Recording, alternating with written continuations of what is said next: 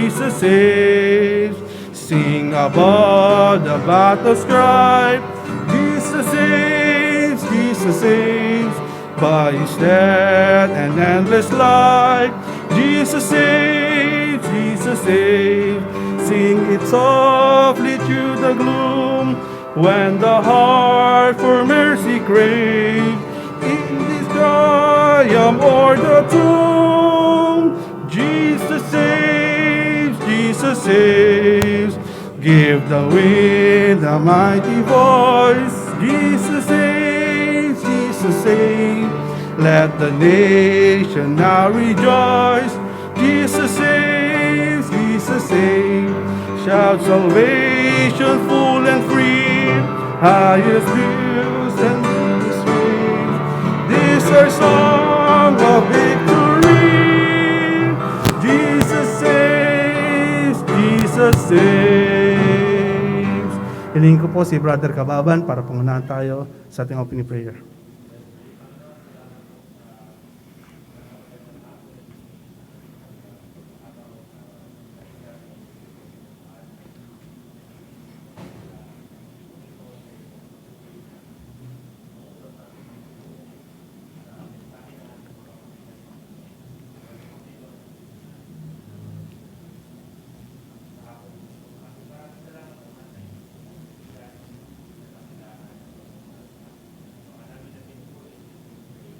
Amen. Makakaupo na po tayo at muli pa tayong awit. Awitin lamang natin ang 2 verses ng kantang ito. Send the light.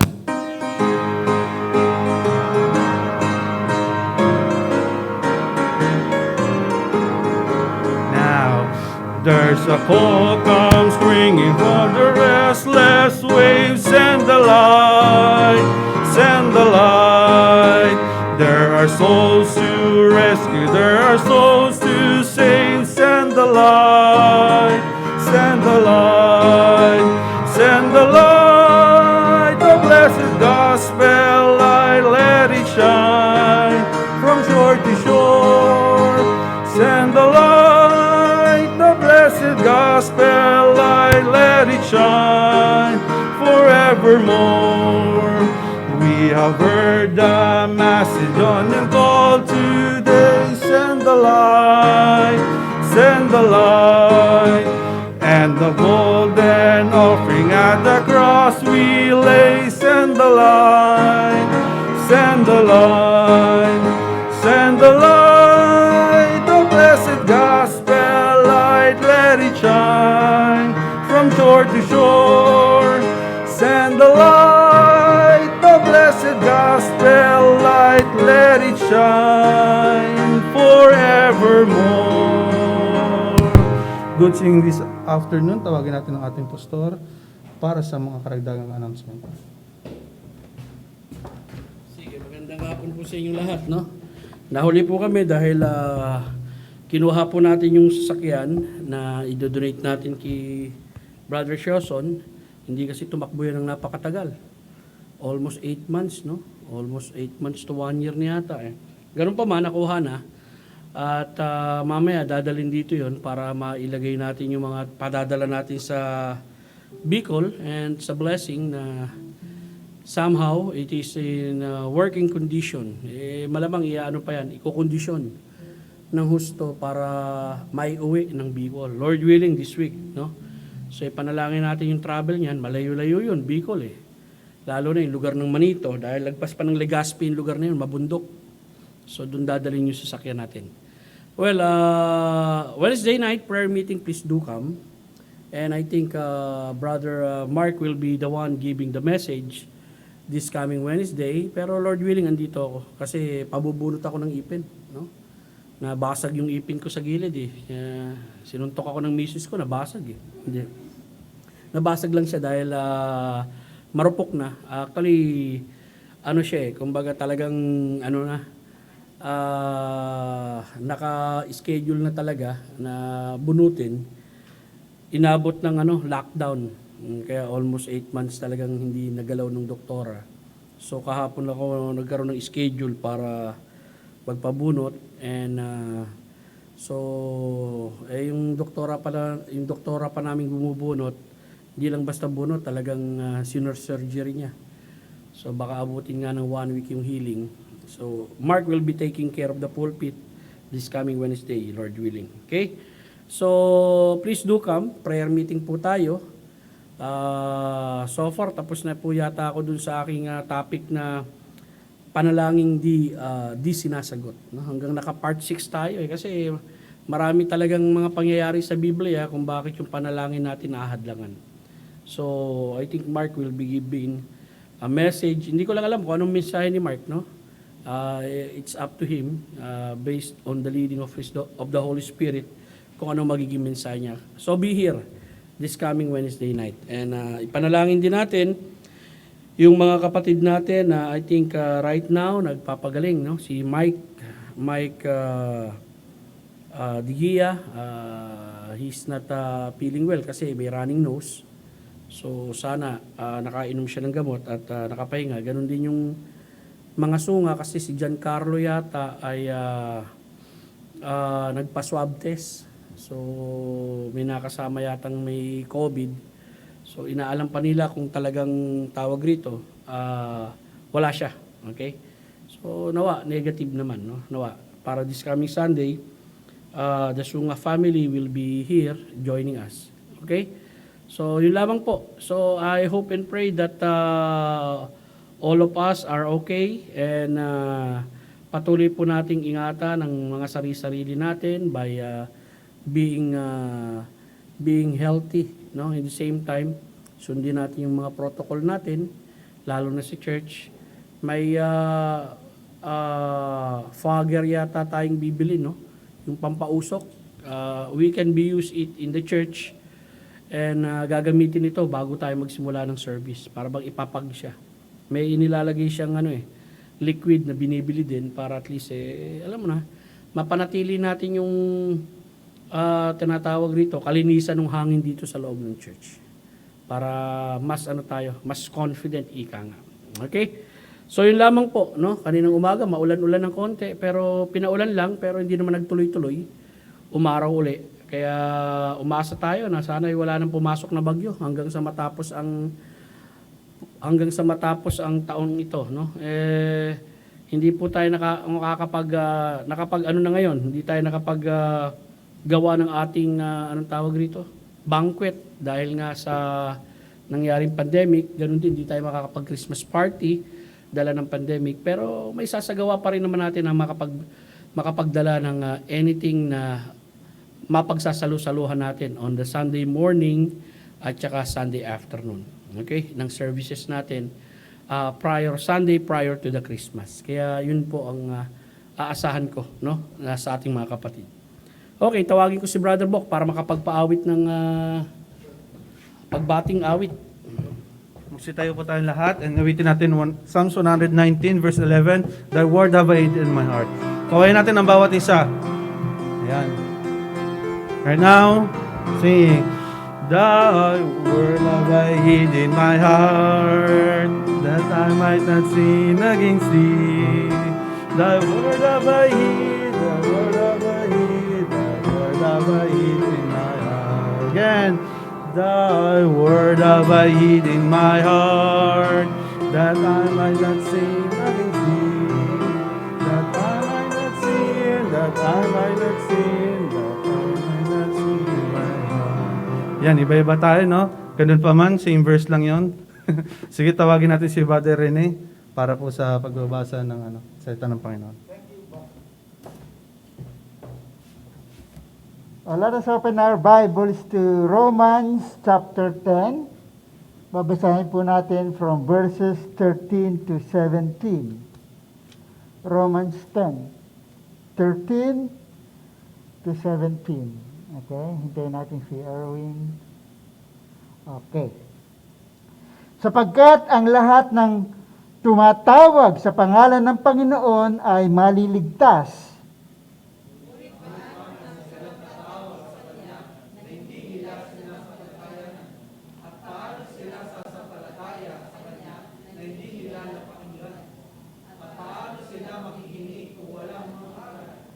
At paano sila mangangaral kung hindi sila sinugo? Gaya ng nasusulat, Anong ganda ng mga paa ng mga nagdadala ng mabuting balita, ng mabubuting bagay.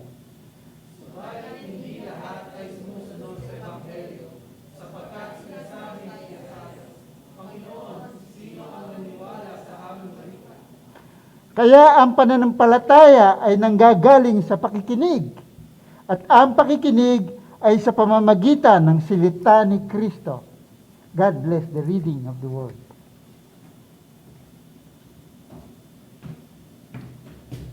Okay, tayo po yung manalangin. Let us pray. Ama naming Diyos na nasa langit, Ikaw na Diyos na mahabagin, maawain, puno ng biyaya at grasya.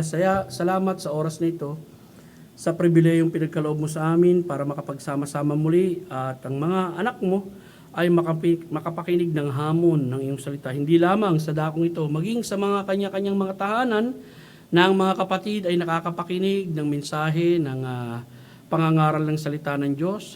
Hamunin mo sila, Panginoon, at mapuspos din sila ng Espiritu mo sa kanilang pakikinig ng katotohanan. Salamat po, O Diyos, sa oras na ito na ipinagkaloob mo sa amin sa ngalan ni Jesus. Amen. Mapo po tayo, mga minamahal. Okay, ang mensahe ko po ngayong hapon ay pinamagatang pagtawag sa Panginoon, no? Pagtawag sa kaligtasan. Ito po yung nakita natin sa aklat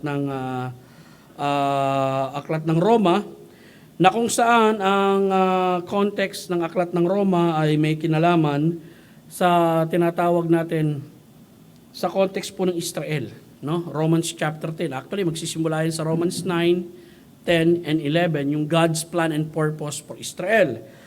At ganoon din, alam natin kung paano ang paraan ng kaligtasan sa mga Hudyo ay ganoon din ang paraan ng kaligtasan sa mga hintil na katulad natin. Mag-umpisa po tayo sa ating point, no? Unang-una, ang pagtawag sa Panginoon ay kaligtasan. Verse 13, ito'y sapagkat ang bawat isang tatawag sa pangalan ng Panginoon ay maliligtas. Unang-una, yung pagtawag na ito, hindi po ito yung pagtawag na iiyak ka lang. Iiyak ka sa Panginoon, no? At tatawag ka sa pangalan niya. Ang pagtawag po ito, may kinalaman sa pagtawag ng kaligtasan na may kalakip na pananampalataya. Okay, malaga po yun, no? At dito makikita natin, ginamit itong verse ito ni Apostol Pablo sa konteksto ng kaligtasan sa Romans chapter 10, wherein unang nabanggit ito sa Joel, no? Sa context ng future event that will transpire in Israel someday. Basahin po natin, mangyayari na ang sino mang tumatawag sa pangalan ng Panginoon ay maliligtas. Sapagkat sa bundok ng Zion at sa Jerusalem ay pupunta ang mga nakatakas, gaya ng sinabi ng Panginoon, at kabilang sa mga naligtas ay yaong mga tinawag ng Panginoon. Of course, these are future events that will transpire in Israel, wherein the Jewish people will someday call upon God for their help. Pero kinuha ito ni Apostol Pablo at inilagay ito ron sa konteksto na ang pinag-uusapan pa rin ay may kinalaman sa kaligtasan na hindi lamang Hudyo ang pwedeng tumawag sa Panginoon, kundi maging ng mga hintil. Sa Gawa Kapitulo 2, talatang 21, ito naman ay ginamit ni Apostol Pedro nung siya'y nangangaral during the time of Pentecost, no?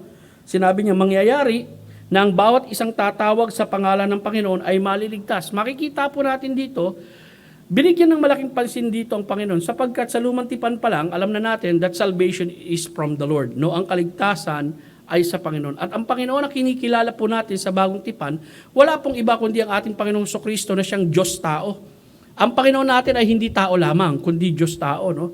Sapagkat Diyos ang nakapagliligtas at Diyos ang may kakayanang magligtas. Ang taong Kristo hindi siya makapagliligtas, no? Ang makapagliligtas sa atin ang Diyos-tao na Kristo na ating kinikilala, na ipinakikilala ng Biblia. Now, nakita natin ang pagtawag sa Panginoon ay kaligtasan, mahalagang maintindihan yan. Ikalawa, ang mga pangyayari upang makarating ang isang tao sa pagtawag sa Panginoon upang maligtas. No? Ano ba itong mga pangyayaring nabanggit na sinabi ni Apostol Pablo na makikita natin na actually daraanan ito ng tao at karanasan natin itong lahat, mga kapatid, no? Upang makarating ang isang tao sa pagtawag sa Panginoon upang maligtas. Imposibleng sa one way or another, no? majority sa atin naabot ng Ebanghelyo ni Kristo. Maari ang iba sa inyo nakabasa ng tracts, naligtas doon. Or ang iba sa inyo na-expose sa gospel preaching church, na imbitahan kayo ron. Or ang iba sa atin talagang personal na kinausap ng isang tao at ibinahagi ang mensahe ng kaligtasan. Pero one way or another, lahat tayo nakabasa at nakarinig ng katotohanan mula sa salita ng Diyos. Ito yung mga pangyayaring nabanggit doon sa ating mga talatang binasa. Roma Kapitulo 10, talatang 14, dito magsisimula yung unang tanong. Paano nga sila tatawag sa Kanya kung hindi sila sumasampalataya sa Kanya? Okay? Ang point po natin dyan, ang isang tao ay tatawag lamang sa Panginoon sa ikaliligtas kung nananampalataya siya sa kakayanan ng Panginoon na makapagligtas. And it is true. No, dahil ang isang tao, saka lamang tatawag at hihingi ng kaligtasan sa kanyang tinatawagan kung naniniwala siya ng buo sa kanyang puso na yung tinatawagan niya may kakayanang magligtas sa kanya. Well, alam natin maraming taong nananalangin at tumatawag ngayon sa kinikilala nilang Diyos, ngunit ang Diyos naman na kinikilala nila walang kakayanang magligtas sa kanila. Pero yung pinag-uusapan nating Panginoong dito, walang iba kundi ang ating Panginoong Jesucristo. It is very evident in the Bible na makakatawag lamang ang isang tao sa tagapagligtas kung nananalig siya sa tagapagligtas na ito na makapagliligtas sa kanya. At ang bisa ng kaligtasan ay mapapasa kanya. Tignan po natin ibang mga talata, Hebrews 11 verse 6. Ngunit kung walang pananampalataya, walang sino mang tunay na makapagbibigay lugod sa kanya. Sapagkat ang lumalapit sa Diyos ay dapat sumampalatayang may Diyos at dapat siyang sumampalatayang siya ang nagbibigay ng gantimpala sa mga masikap na humahanap sa Kanya. So dito, klaro na, no? In order for you to be pleasing to God, in order for you to receive the blessings of God, ang isang tao dapat may pananampalataya. Kanino? Sa Diyos mismo. The same is true in salvation. Okay? Paano ka maliligtas kung di naman naniniwala sa kakayanan ng iyong tagapagligtas? Nakakainsulto lang yun sa tinatawagan mo, no? Na talagang wala naman talaga sa puso mo, kundi out of your, sa pagsasalita mo lamang na tumatawag ka, pero wala talaga yung pananampalataya dyan at hindi ka naniniwala na kaya kanyang iligtas.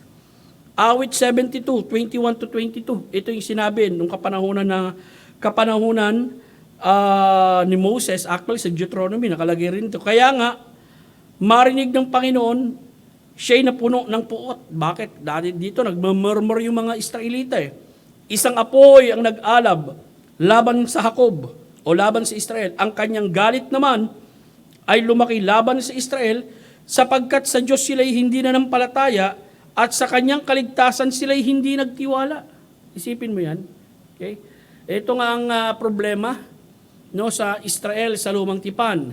Napakarami at sangkatutak ng himala ang nakita nila mula sa Diyos ng Israel na naglabas sa kanila sa Ehipto. And then pagdating doon sa tinatawag nating disyerto, talagang katakot-takot na kawalang pananampalataya, kaya nga maraming namatay sa kanila.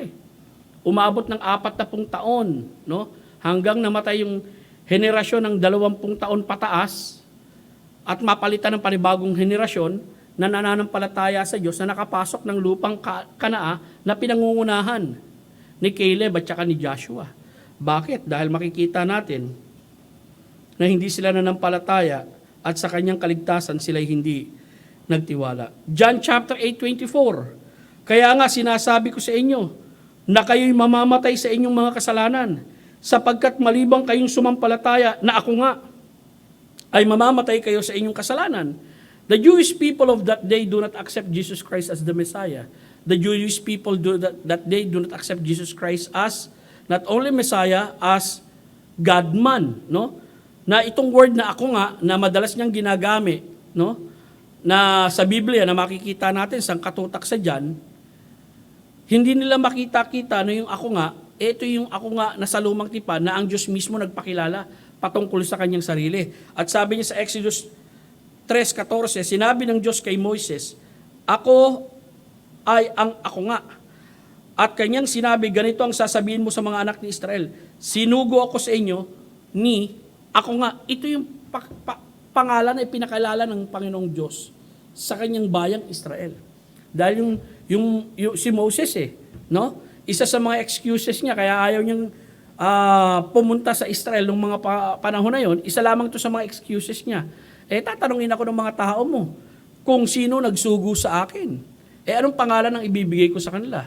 At ang Diyos mismo ang nagbigay ng pangalan at nagpakilala ng kanyang sarili kay Moses. Sabihin mo sa mga tao ang nagsugo sa iyo, ako nga. At itong salitang ako nga, no? Na kinikilala ng mga Hudyo na Diyos na nagpakilala ng kanyang sarili kay Moses upang ibigay sa kanyang mga tao, itong salitang tong ako nga, ang pangalan din, no? Nais kong makita ninyo na ginamit ni Kristo nung siya'y narito kasama yung mga Pariseo sa lupa, na habang kaharap niya yung mga Pariseo, ipinakikilala niya yung sarili niya na ako nga. Kaya nga yung isa sa mga tawag dito, troubling verse, no, na makikita natin sa John 8 verse 58. Before Abraham was, I am, hindi matanggap ng mga Hudyo. Dahil talagang direktang sinabi ni Kristo yung pagpapakilala niya na ako nga, yung sa lumang tipan, siya yun. So makikita po natin, mga kaibigan, unless people believe on God, and God is able to save them, okay? Aba, hindi sila maliligtas. Ikalawang tanong, Roma 10:14, paano sila sasampalataya sa Kanya kung hindi sila nakakapakinig patungkol sa Kanya? Ang pananampalataya sa Panginoong Jesus o Jesucristo ay hindi iiral kung hindi sila nakapakinig at nagkaroon ng kalaman tungkol sa Panginoon. Actually, itong prinsipyong ito, ang ganda nito sa lumang tipan, nakakakita ka. Bigyan ko po kayo ng isang classic example sa lumang tipan, si Jonah. Para makita niyo yung sequence dito na makikita niyo, no? Paano sila sasampalataya sa Kanya kung hindi sila nakakapakinig patungkol sa Kanya? Isipin mo, paano ang isang Hindu, ang isang Muslim, ang isang Buddhist, ang isang Shintoist, no? Mananalig kay Kristo bilang tagapagligtas, sa tanang ng buhay niya, hindi pa niya naririnig yung pangalang Hesukristo. Nakuha po ba? Hindi, Coca-Cola nga, narinig niya na Pero yung pangalang Jesus Christ na nagligtas sa kanya, hindi pa niya naririnig. Paano nga naman siya sasampalataya sa pangalang Hesukristo? Okay? At kaagad-agad maniniwala sa kanya. At tandaan nyo, kagaya nga rin ng sinasabi ko sa inyo, yung isang taong hindi pa nakakapakinig ng pangalang Hesukristo, okay, it takes really the power of God na masasabi natin sa isang upuan, kikilalanin niya si Kristo bilang tagapagligtas. Nabanggit ko na ito dati sa inyo yata, no? Na meron akong estudyanteng Burmese o kasama. Hindi ko na siya inabot hindi ko siya naturuan, hindi ko siya na-handle, pero naging mentor niya ako sa Santa Mesa dati. Si David Bongti. Bumalik na sa Burma yun as I think Doctor of Religion ang tinapos niya. Nag-aral sa Santa Mesa yon si David Bongti. And then,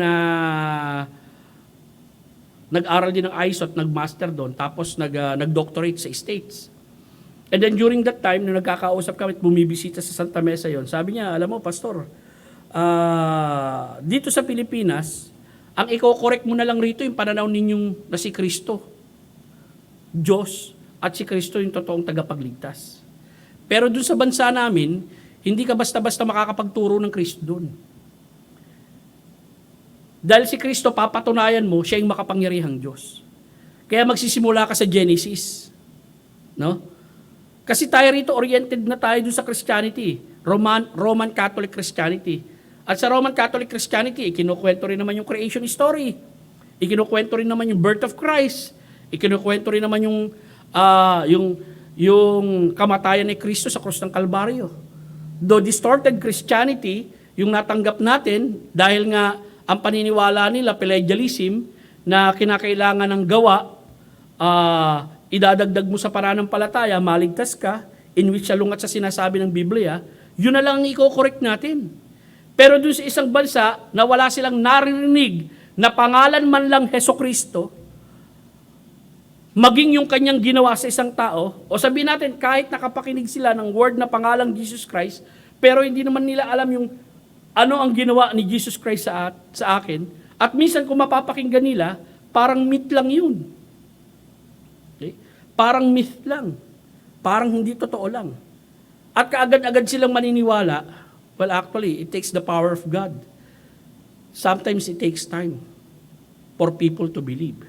At dito makikita natin, ang pananampalataya sa Panginoong Hesus ay hindi iiral kung hindi sila nakapakinig at nagkaroon ng kaalaman patungkol sa Panginoon. Bigyan ko kayo ng classic example sa buhay ni Jonah. Verse 5. Nang magkagayon, natakot ang mga mandaragat dahil nga nagkaroon ng nagkaroon ng tinatawag nating matinding unos sa dagat at tumawag ang bawat isa sa kanya-kanyang Diyos. So yung mga kasama niya ritong seaman, okay, may kanya-kanya silang kinikilalang Diyos. At kanilang inihagi sa dagat ang mga daladalahang nasa kasakyan upang makapagpagaan sa kanila. Samantalang si Jonah ay nasa ibaba na pinakaloob na bahagi ng barko na doon ay nakahiga, siya ay nakatulog ng mahimbing. Isipin mo, ang himbing nito sa pagbabackslide, no? Yung mga backslider ba, mahimbing ang tulog doon? Hindi natin alam, pero si Jonah mahimbing. Ang himbing ng tulog. Habang natataranta yung mga kasama niyang marino. And then, makikita natin sa tutuloy na istorya, verse 9 and 10, kaya sinabi sa kanila, ginising nila si Jonah, di ba, nagpalabunutan. Nahulog yung bato kay Jonah. Kumbaga, tinatanong nila, sino ba may balat dito? Sino ang dahilan kung bakit may unos tayo? Abay, nagkaroon ng sistemang gano'n at napunta kay Jonah yung bato, ginising nila, tinanong nila. Nagsalita ngayon si Jonah at nagpakilala ng kanyang sarili. Sabi niya, kanyang sinabi sa kanila, ako'y isang Hebreyo. Ako'y may takot sa Panginoon, sa Diyos ng langit na gumawa ng dagat at ng tuyong lupa. Anong pagpapakilala niya sa Diyos rito? Abay, pinakilala niya ang Diyos, ang Creator. Creator ng lupa at ng dagat at ng langit. Na magkagayon, lubhang natakot ang mga tao at sinabi sa kanya, ano itong iyong ginawa? Sapagkat nalalaman ng tao na siya'y tumakas mula sa harapan ng Panginoon sapagkat sinabi niya sa kanila. Well, dito pa lang makikita mo mukhang nag-switch na ng belief yung mga Hudyo, yung mga marino eh. May mga kanya-kanya silang paniniwala, pero nung sinabi ni Jonah, ito ang Diyos ko, ang Panginoon. At ang Diyos ko ang gumawa ng langit, ng lupa, at ng dagat. Eh kung Diyos mo ang gumawa niyan, ibig sabihin ang Diyos mo may control niyan. Abay, natakot dito yung mga marino. Actually, ang ginawa nila, nagsikap pa talaga silang pumunta ng pangpang eh. Hindi nila magawang pumunta ng pangpang. At nag-suggest si Jonah sa kanila, itapon niyo ako sa dagat. Ayaw ng mga marino. No?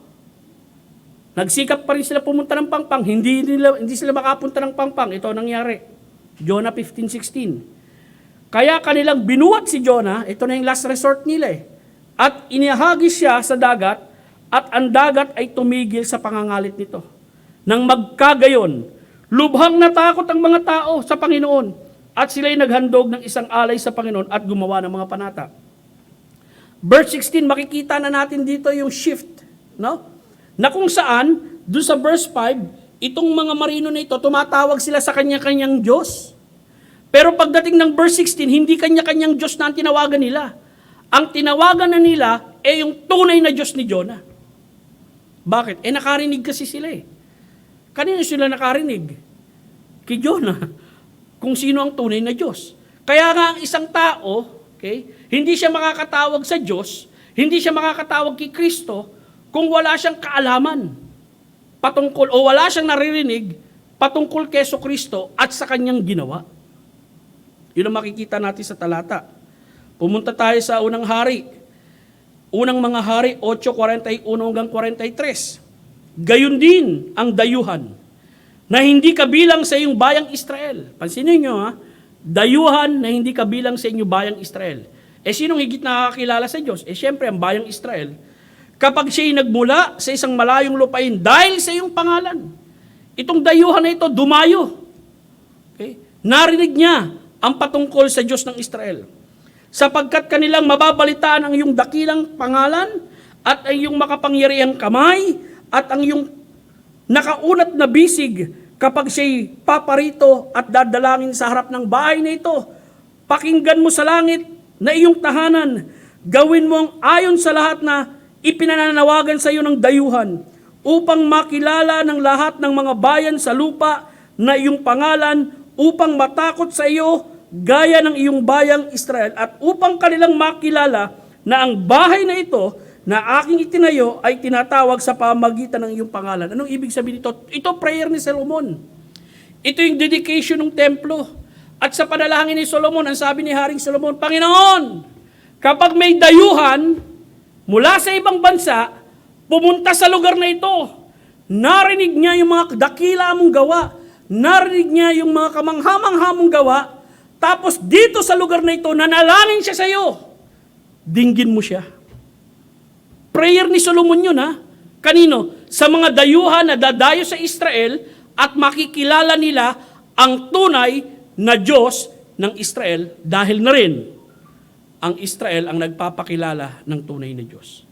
At ang prayer ni Solomon kung may dayuhan na mananalangin dun sa templo, sa Israel at haharap dun sa templo, dinggin mo, Panginoon, ang kanyang panalangin.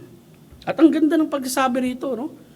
Pakinggan mo sa langit na iyong tahanan at gawin mong ayon sa lahat na ipinananawagan sa iyo ng dayuhan, upang makilala ng lahat ng mga bayan sa lupa ang iyong pangalan, upang matakot sa iyo, gaya ng iyong bayang Israel, at upang kanilang makilala na ang bahay na ito na aking itinayo ay tinatawag sa pamagitan ng iyong pangalan.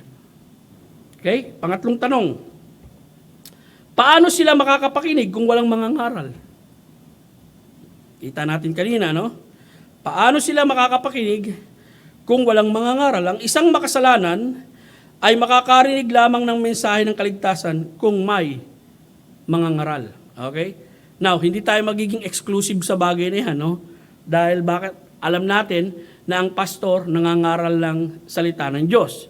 Hindi lang naman ang pastor ang pwede mong tawagin para mangaral ng salita ng Diyos. Dahil kahit kayo, kung alam nyo ang ebanghelyo ni Kristo, pwede rin kayong magbahagi, magpaalam, magturo, magsabi, mangaral ng salita ng Diyos. Pero dito, binibigyan lang ng pansin dito, yung mga taong nakakaalam ng katotohanan. Okay? Kung walang taong nakakaalam ng katotohanan, hindi mapaparating sa kanila ang kaalaman na yun.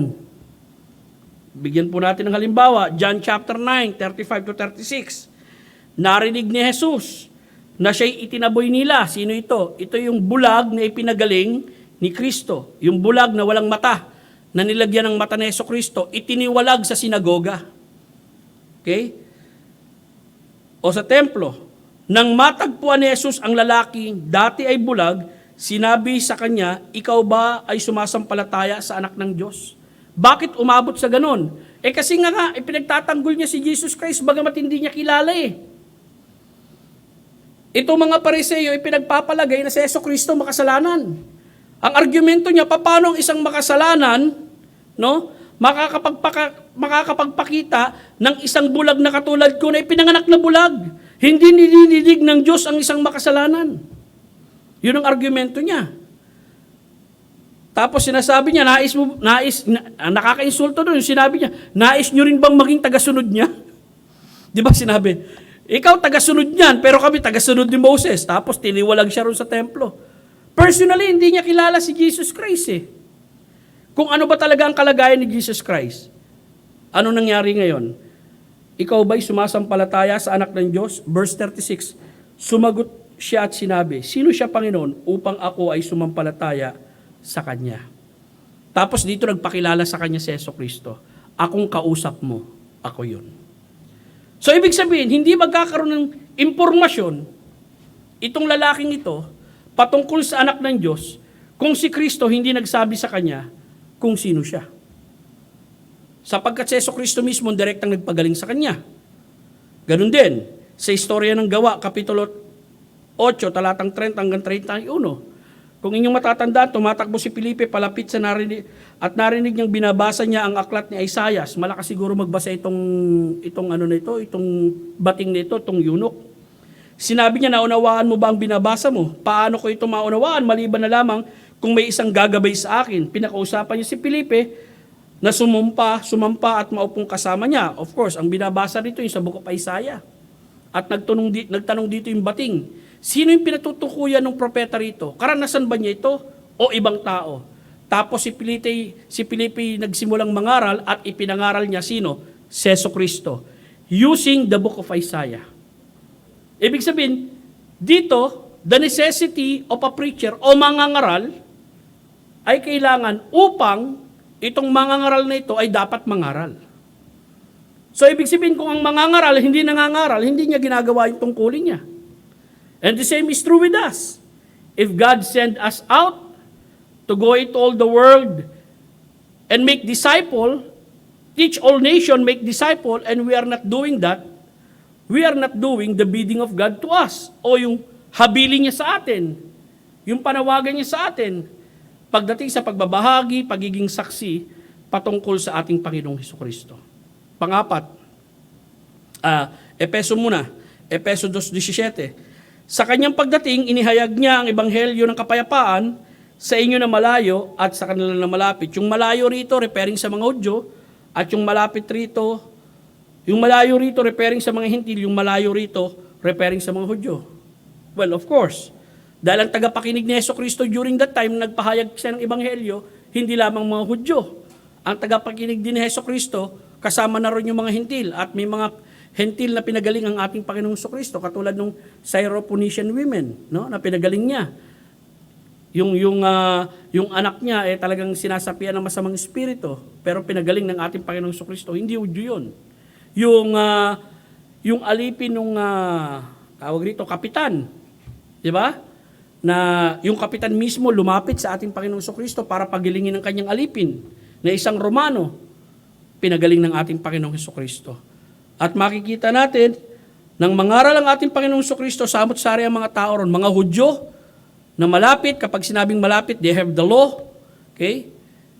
They have the teachers of the law, okay?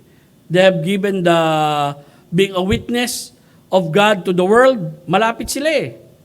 At yung malayo, yung mga taong hindi nabigyan ng batas at ng law. Wala pong iba kundi yung mga Hintil. Romans 10:15, ito yung ikaapat na tanong. Papaano sila makakapangaral malibang sila ay isinugo? Okay? Now, ang mangangaral ay makakapangaral ng mensahe ng kaligtasan kay Hesukristo maliban sila ay sinugo. At tandaan nyo, lahat po tayo sinugo. Actually, itong talatang ito ang paboritong i-preach ng Iglesia ni Cristo. May naka-encounter ako dito no? Kasi ang gusto niyang palabasin, kaya mali ang inyong pinangangaral kasi yung mga nagtuturo sa inyo, hindi sinugo. Galing nga. Ibig sabihin kinakailangan may pagkasugo siya. Sinugo siya sa malayong silangan at ang Diyos ang nagsugo sa kanya. Ganun ba? Ano bang mensahe ng ipinangangaral ng mga ngaral nyo? Maging miyembro ng Iglesia ni Cristo? Mali yung ipinangangaral ng mga ngaral nyo. Dahil ang tunay na mga ngaral, ang itinuturo niya, manalig kayo sa pangalan ng Panginoon at maliligtas kayo. The gospel, tumutumpak lamang yung mga ngaral na nasa Diyos siya kung ang ipinangangaral niya ay tama. Pero kung mali ang kanyang ipinangangaral, lumalabas lamang kahit magpanggap siyang mga ngaral ng Diyos, mali ang kanyang ipinangangaral dahil yung konteksto o yung nilalaman ng kanyang pinangangaral ay mali. Sabi ko, dito pa lang sabihin natin sige, i-claim nyo na sinugo kayo ng Diyos. Okay? Anyone can claim na sinugo sila ng Diyos. Pero saan magkakatalo yan kung talaga kayong sinugo ng Diyos? Doon sa nilalaman ng inyong ipangangaral. At sa Biblia, yung tunay na sinugo ng Diyos, ang nilalaman ng kanyang ipinangangaral ay makikita mo sa Romans chapter 9 hanggang 13. Whosoever shall call upon the name of the Lord shall be saved. Diba? Pumunta nga tayo sa Romans chapter 10, verse 9, para makita nyo kung ano ang content dapat ng message natin. At ano ang content ng message ng tunay na mga ngaral. At ito ang content ng message ng tunay na mga ngaral. Hindi yung umanib ka sa Iglesia ni Cristo, kundi ito, sabi rito, ipahayag mo si Jesus at sampalatayanan mo sa iyong puso na binuhay siya muli ng Diyos, kapag ginawa mo ito ay maliligtas ka. Ito'y sapagkat sa pamagitan ng puso, ikaw ay sumasampalataya patungo sa pagiging matuwid, sa pamagitan ng bibig, ikaw ay nagpapahayag patungo sa kaligtasan. Verse 9 pa lang makikita mo ano nang nilalaman na mensahe ng isang sinugo. Ano yon sa verse 9? Gospel, si Kristo'y namatay at nabuhay na muli. Kung hindi gospel ang mensahe ng isang sinugo, hindi Diyos ang nagsugo dyan. Context yan context ng Romans chapter 9. Romans chapter 10, 9 to 17. Kahit sabihin mo, kinakailangan makinig kayo sa tunay na sinugo. Dahil kung hindi tunay ang sugo ninyo, mali ang inyong relihiyon. Well, unang-una, paano nga tumatama yung sugo? Tumatama ba yung sugo dahil nakapagtayo siya ng malaking reliyon at marami siyang nadenggoy na tao na sumunod sa kanya? O tumatama yung sugo dahil yung mensahe niya, totoong mensahe na sinasabi ng Biblia, na sinasabi ng salita ng Diyos. At mula sa talatang ito, wala kang makikitang mensahe rito na sinabi, umalis kayo sa reliyon nyo at lumipat kayo sa reliyon namin dahil dito ang kaligtasan sa reliyon namin. Saan yun sa Biblia? Ang mensahe ng tunay na sugo, ang sino mang tatawag sa pangalan ng Panginoon ay maliligtas. Ang mensahe ng tunay na sugo, ipahayag mong si Jesus ay Panginoon, sampalatayanan mo sa iyong puso na binuhay siya muli ng Diyos, kapag ginawa mo ito, ikaw ay maliligtas. Ang mensahe ng sugo ay yung ebanghelyo ni Kristo. Si Kristo ay namatay at nabuhay na muli. Kaya tama yung sugo. Tuloy po tayo.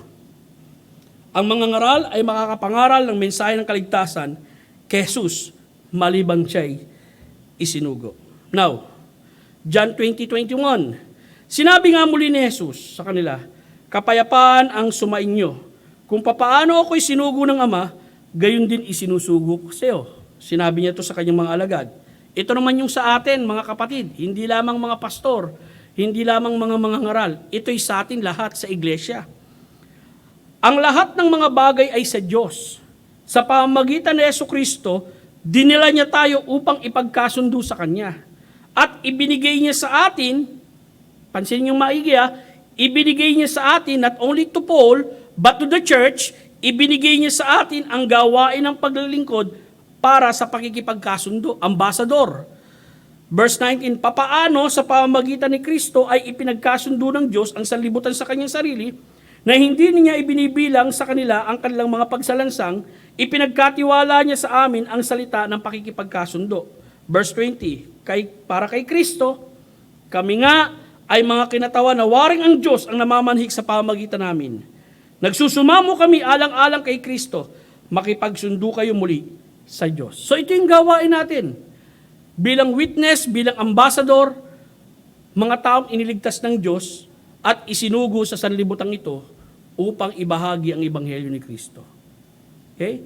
Now, pwede natin baligtarin yung Romans chapter 10, verse 14 to 15. Pwedeng baligtarin mo yung approach dun Tignan ninyo. Kung babaligtarin natin, pwede rin. Sinugo ng Diyos ang mga ngaral. Ang mga ngaral ay nagpahayag ng ebanghelyo. Napakinggan ng makasalanan ang mensahe ng ebanghelyo na ipinangaral. Anong nangyari? Ang nakapakinig ay tumawag, of course, may kalakip na kapananampalataya sa pangalan ng Panginoon sa ikaliligtas. Okay? Binaligtad nyo lang. Nagsimula kayo doon sa dulo. Maliban, mangaral ang ebanghelyo, kailangan silang isugo. O, di sinugo ng Diyos.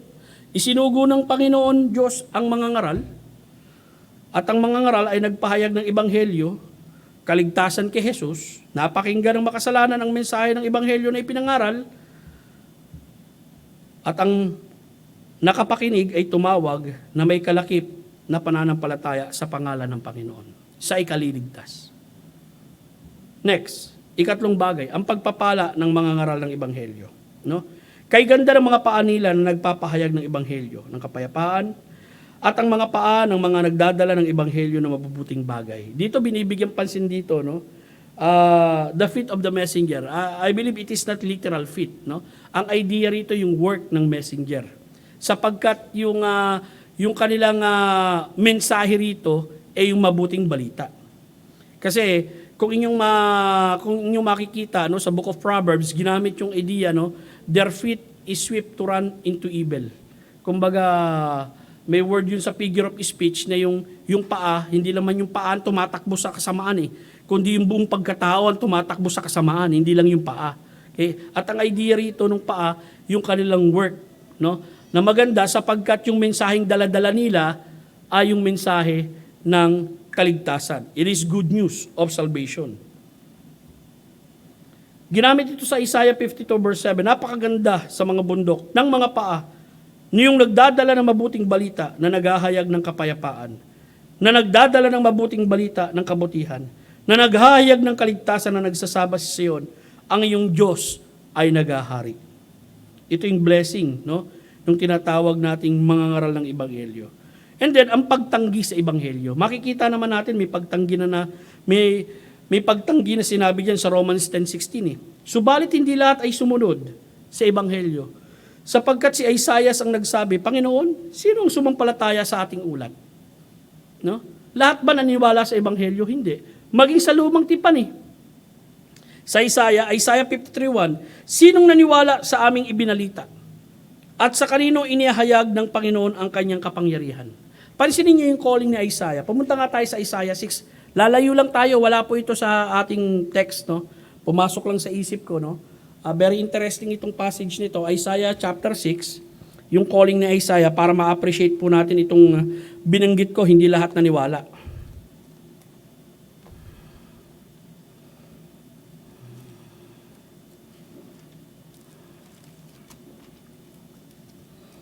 Okay, ito yung calling ni Isaiah kung inyong matatandaan.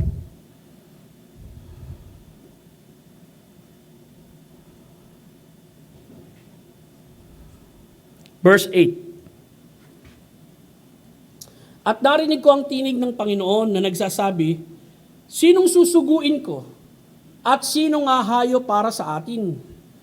Na magkagayon sinabi ko, narito ako, suguin mo ko. Ang ganda, ito awit ni Boknon eh. Here am I, Lord, send me. Wow. Now, tuloy tayo. At sinabi niya, ikaw ay humayo at sabihin mo sa bayang ito, patuloy kayong makinig, ngunit huwag ninyong unawain. Patuloy ninyong tignan, ngunit huwag ninyong alamin. Tuloy. Patabain mo ang puso ng bayang ito at iyong pabigatin ang kanilang mga pandinig at iyong ipikit ang kanilang mga mata. Baka sila ay makakita ng kanilang mga mata at makarinig ng kanilang mga tainga at makaunawa ng kanilang mga puso at magbalik loob at magsigaling. Tuloy. Na magkagayon, sinabi ko, O Panginoon, hanggang kailan?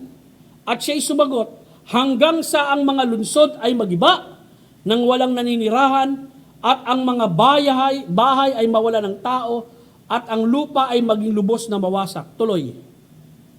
At ilayo ng Panginoon ang mga tao, at ang mga pinabayaang dako ay marami sa gitna ng lupain. Anong ibig sabihin nitong mga talatang ito? Nagtanong ang Panginoon, sino susuguin natin? Sabi niya, ako, Panginoon. Saan isinugo si Isaiah? Isinugo siya sa tribe of Judah, sa southern kingdom. Okay? Because si Isaiah taga southern kingdom. At sabi niya, Panginoon, hanggang kailan ako mangangaral sa kanila? Kasi patuloy na nangangaral si Isaiah sa kanila eh. Binabaliwala nila si Isaiah. No? Sinasabi niya yung mga katotohanan na balang araw kapag hindi kayo nagsisi sa inyong mga kasalanan, hahatulan kayo ng Panginoong Diyos. Itong mga taong ito, patuloy lang sa paggawa ng kasalanan. Hindi sila nakikinig kay Isaiah. Sabi niya, Panginoon, hanggang kailan ako mangangaral sa kanila?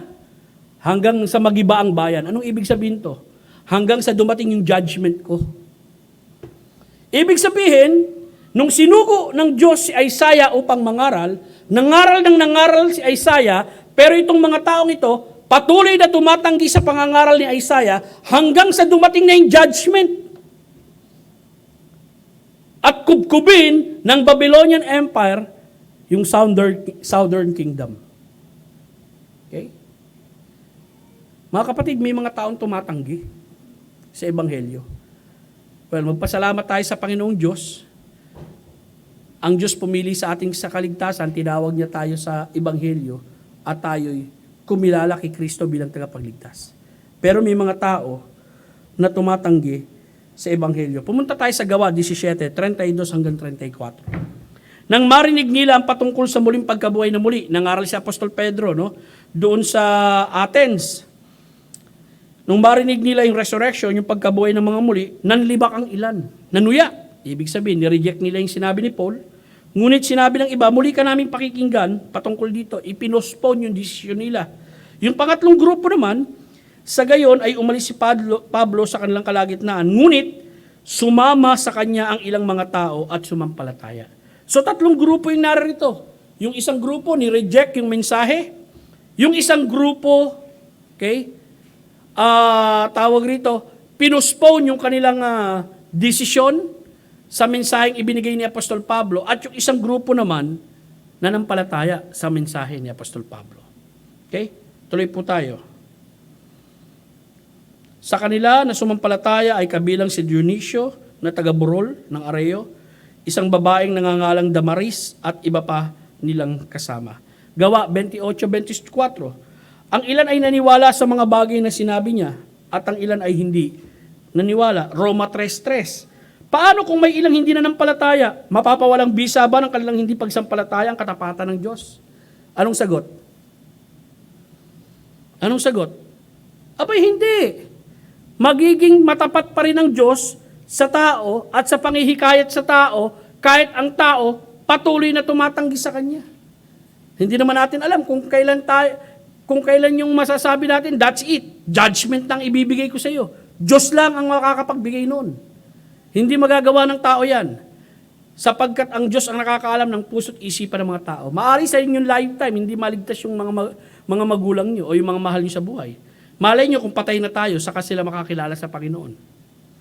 It is a blessing, minsan doon sa lifetime natin makakilala sila. What if hindi doon sa lifetime natin sila makakilala? Or what if tuluyan talaga silang hindi nakakilala sa Panginoon? Tuloy po tayo.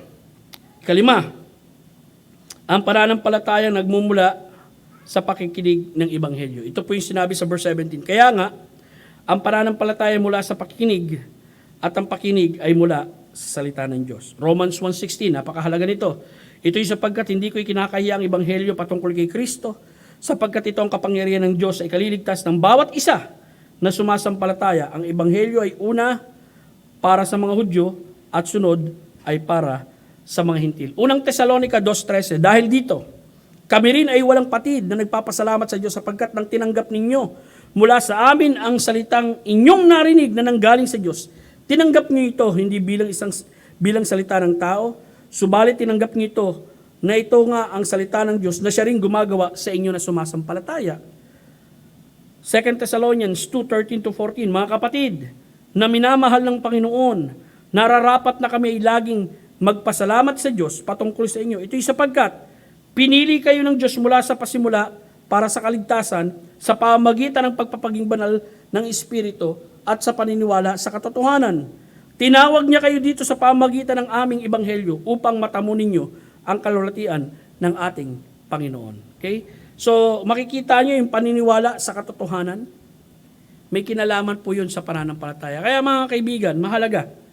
Bilang mga mananampalataya, ang salita ng Diyos ay magpuproduce ng pananampalataya sa tao. Though, sa isang anggulo, lalo na pag pinag-aralan mo yung Ephesians, faith is a gift. Pero dito makikita natin, faith cometh by hearing and hearing by the word of God.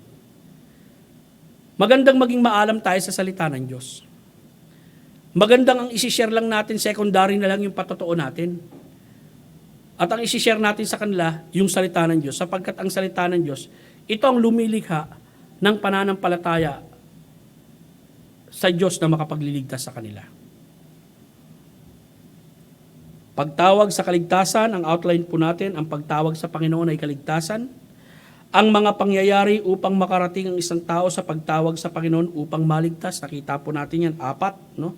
Ang pagpapala ng mga ngaral ng Ebanghelyo, ang pagtanggi sa Ebanghelyo, ang pananampalataya ay nagmumula sa pakikinig ng Ebanghelyo. Bagamat faith cometh by hearing and hearing by the word of God, yun ang makikita nyo sa King James Version, pero majority ng mga translation makikita nyo, word of Christ, which is referring sa gospel. Of course, in the word of God, naandun yung gospel. Alam na natin yan, no? Pero hindi lahat ng nasa word of God, gospel. Kasi yung iba doon, bad news eh. Ano yung bad news doon? Makasalanan ka. At kapag namatay ka sa iyong kasalanan, sa impyerno ka mapupunta. Well, that is bad news. The good news, si Kristo namatay sa iyo para bayaran ng iyong kasalanan. Siya'y nabuhay na muli upang pagkaloob ka ng kaligtasan kung mananalig ka sa Kanya. Mga minamahal, ito po yung katotohanan na dapat hindi mawala sa atin. No? Na dapat maging kasanayan na natin itong kaalaman na ito. Maging articulate tayo pagdating sa pagpapaliwanag ng mga katotohanan ito. Ng isang tao ay kinakailangan makapakinig ng Ebanghelyo. At ang Ebanghelyo niyan ay patungkol sa ating Panginoong Kristo upang makatawag sila sa Panginoon. Magandang hapon po sa inyong lahat. Umaasa po ako sa pagtatapos po ng ating missions conference, no? Itong buwan ng Nobyembre, no? Hindi magbago ang ating pananaw sa patuloy nating maging katuwang yung mga misyonaryo natin na kung saan nagbigay sila ng buhay, ng oras, ng panahon, ng buong sarili nila at kasama ng pamilya sa pagpapahayag ng Ebanghelyo dun sa mga lugar na hindi tayo makakapunta. Kaya magpatuloy po tayo sa ministeryong ito na ginagawa ng ating church. Of course, pandemic affected many people. Isa na rito yung church natin at yung mga members natin. Pero hindi nangangahulugan, hihinto na tayo sa ating paglilingkod sa Panginoong Diyos. Manalangin po tayong lahat. Salamat Panginoong Diyos sa oras na ito na ibinigay mo sa amin. Salamat sa mga buhay na katotohanan mula sa iyong salita na hindi nagbabago. Alam namin, Panginoon, na makapangyarihan ang iyong salita. Ang sino mang tumawag sa pangalan ng Panginoon ay maliligtas. Maging si Jonah, Panginoon, nung nasa tiyan siya ng malaking isda, sinabi niya, Lord, the Lord is salvation. Ang katotohanan na hindi magbabago, Panginoon. Nawa, maging mga bihasa kami sa bagay na yan, Panginoon Diyos. At sa bawat pagkakataon at bukas pintuan, Panginoon, na ibibigay mo sa amin upang makapagbahagi kami ng Ebanghelyo ni Kristo, magawa po namin. Kapitbahay, kakilala, kamag-anak, o bagong nakilala. Hindi, Panginoon, malaos sa amin ang napakagandang balita ng Ebanghelyo ni Kristo na makapagliligtas ng kaluluwa.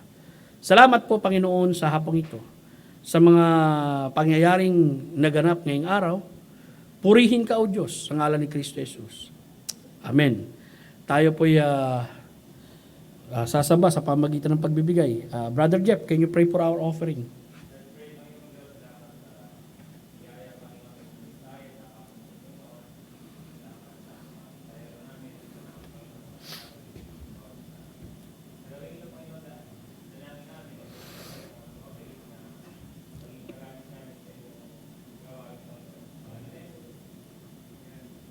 Amen. Amen.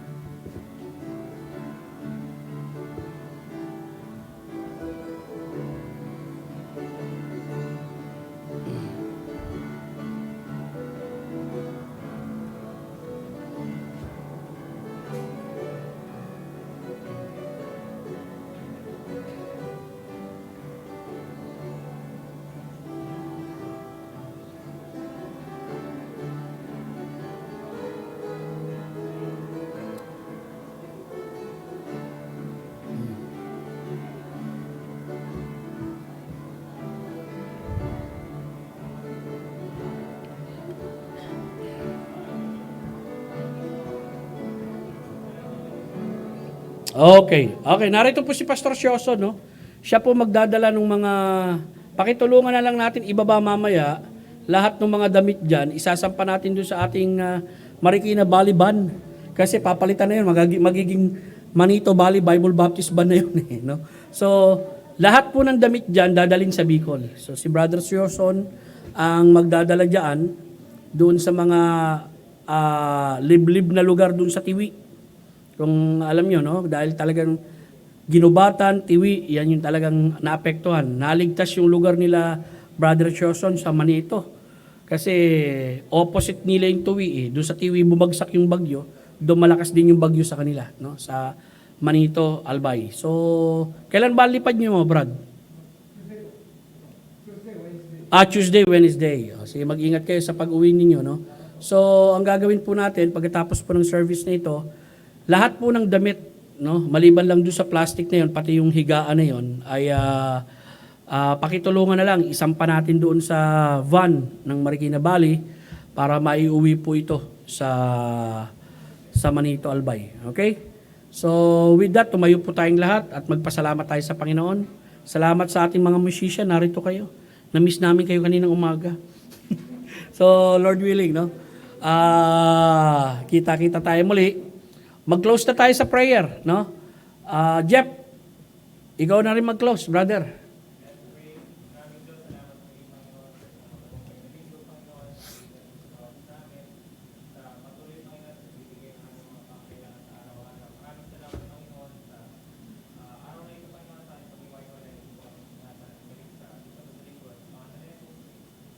Amen. Okay, salamat po.